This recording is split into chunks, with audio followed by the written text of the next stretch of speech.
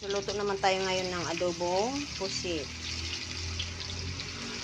Meron tayong luya, bawang, sibuyas, kamatis. At mekos-mekos muna natin siya para lumabas yung aroma. Bango. Meron tayong 1 kilo na pusit. At lalagyan natin siya mamaya ng sili. Ayun. So, pwede na yan.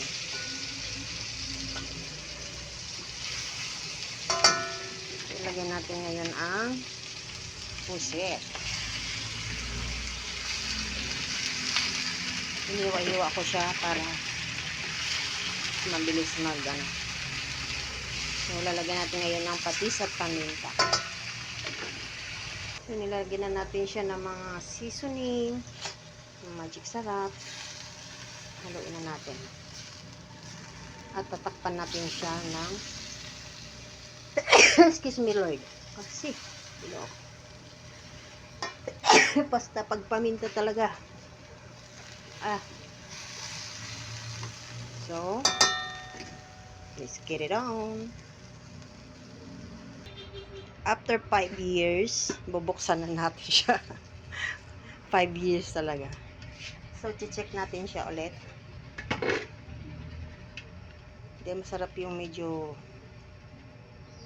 lumalaban sa pagkagat. Pero malambot po siya. See? At ilagay natin ngayon yung sili.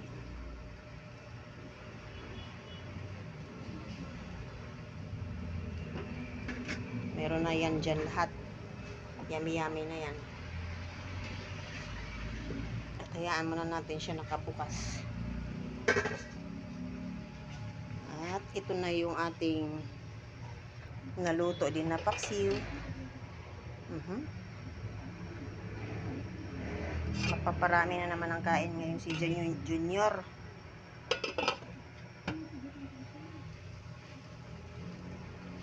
Iano natin yan dyan.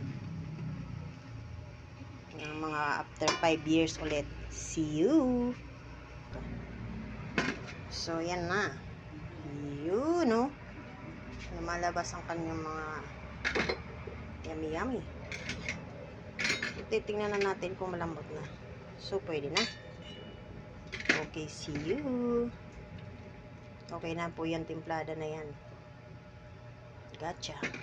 Bye-bye.